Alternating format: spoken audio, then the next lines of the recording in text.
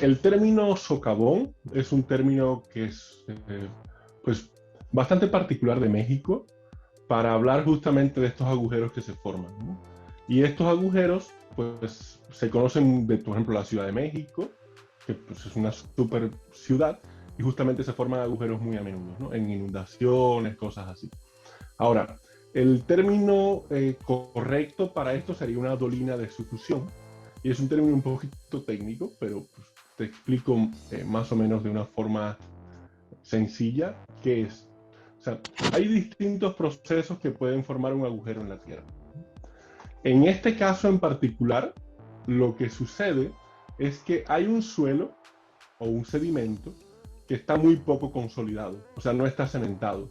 O sea, eso significaría que si tú lo agarras con la mano, lo puedes destruir o le das golpe con un martillo o algo así, y esto como que se desmorona. Y esto se desmorona así justamente porque las partículas que hay no están unidas por algún cemento, un cementante. Entonces, si empieza el agua a tener fluctuaciones en la vertical, o sea, recordemos que un suelo o un sedimento está compuesto por una zona que está arriba que no tiene agua, pero justamente debajo está una zona donde hay agua y esa agua se mueve en la horizontal, que es el manto freático. Ahora, si el manto freático sube y baja, empieza como a reblandecer un poco ese sedimento que está suelto. Ese proceso es un proceso de erosión. Es como los ríos. O sea, los ríos, si te fijas en esas mismas zonas, hacen una cosa que le llamamos cárcava, que es como unos cauces de ríos muy rápido, o sea, que son estas como zanjas, ¿no? Entonces, el proceso básicamente es muy similar. O sea, el agua primero se lleva las partículas más finas, que sería, por ejemplo, o sea, si tú le empiezas a echar agua a este tipo de suelo, a este tipo de sedimento, empieza a salir primero el agua sucia. Eso significa que se está llevando las partículas más finas, tamaño como arcilla. Después que se lleva eso, que ya se lo lava, pues empieza a llevarse partículas un poquito más grandes. Y un poquito más grande, es cada vez más grande, hasta que al final queda un esqueleto completo que está siendo soportado por el suelo, ya sea en su estricto, el suelo propiamente dicho, que es donde están sembrando, pero llega un momento en que evidentemente ya no puede mantener ese peso y colapsa.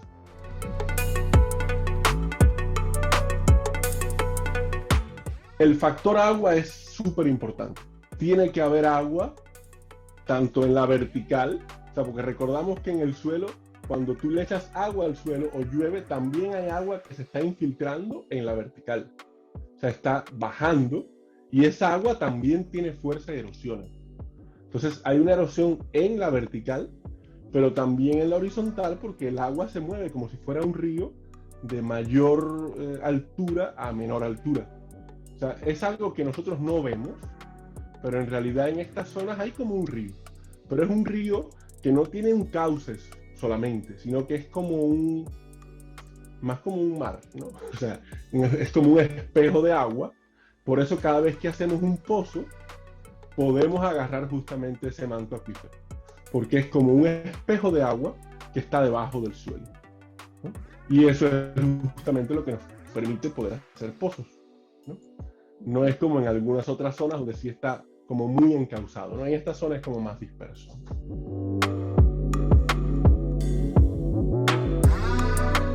El tema de dónde se forma un socavón es un tema que es casi aleatorio. O sea, no hay una forma, a menos que hagamos estudios muy extensos y muy caros, de tú predecir.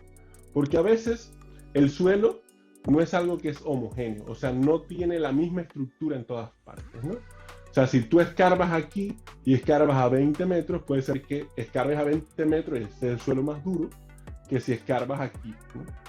Entonces, esas variaciones es lo que llamamos que ese sedimento es muy heterogéneo.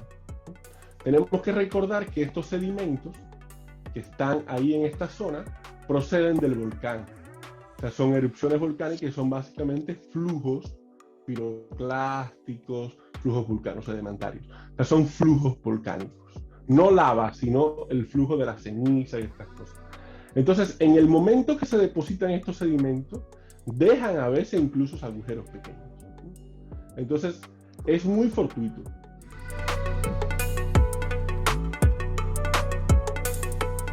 Con la naturaleza hay muy pocas cosas que avisan, ¿no? O sea, y desgraciadamente, la formación de estos agujeros, o sea, hay zonas que son más vulnerables que otras, donde ya sabemos históricamente que se forman socavones. Por ejemplo, en la Ciudad de México, pues tenemos áreas donde se forman muchos socavones y otras áreas donde no. Entonces, si podemos hacer un mapeo de estas áreas donde tiene los suelos y los sedimentos idóneos para la formación, podemos decir, bueno, en estas áreas la probabilidad de ocurrencia es más alta. Sin embargo, queda en probabilidad. Y las probabilidades en los sistemas geológicos pues funcionan muy poco. Los geólogos decimos que en la geología 2 más 2 casi nunca es 4. O sea, muchas veces es 5 y muchas veces es 3. Entonces pasa lo mismo que los terremotos. O sea, nosotros podemos decir hay alta peligrosidad, pudiera ocurrir, pero en realidad predecirlo sería excesivamente caro, porque los estudios que habría que hacer para tratar de prevenirlo son excesivamente caros y no funcionarían porque a veces el agujero inicial que está forjando ese socavón es muy pequeñito. Estamos hablando a veces de un poro. Entonces ese porito se va haciendo grande. En el momento que tú haces estudios no lo ves, pero ahí está, aunque el método que tú estás usando no lo puede detectar.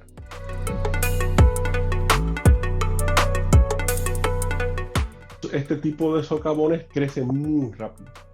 Entonces pasa de un agujerito muy chiquitito que los métodos geofísicos no pueden detectar, o sea, ni los métodos geológicos, ¿no? O sea, entonces es una cosita así hoy y mañana es una cosa grande.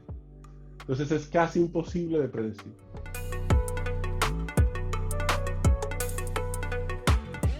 Si empieza a llover va a crecer más rápido. Porque justamente este sedimento que está muy poco consolidado, si uno le tira agua, se desmorona más rápido y se lava más rápido.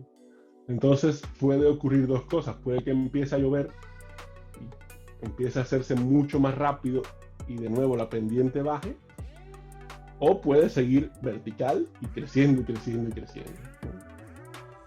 Va a crecer, sí. Va a seguir creciendo. Ha seguido creciendo y va a seguir creciendo. No hay nada que indique que no va a seguir creciendo. Porque además ese suelo no tiene nada natural que lo estabilice.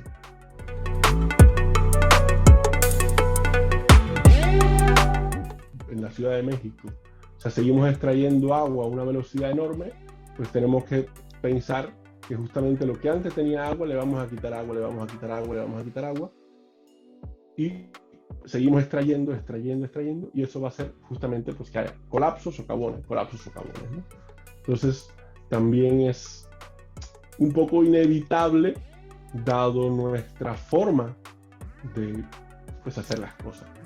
Suelos vemos, socavones no sabemos.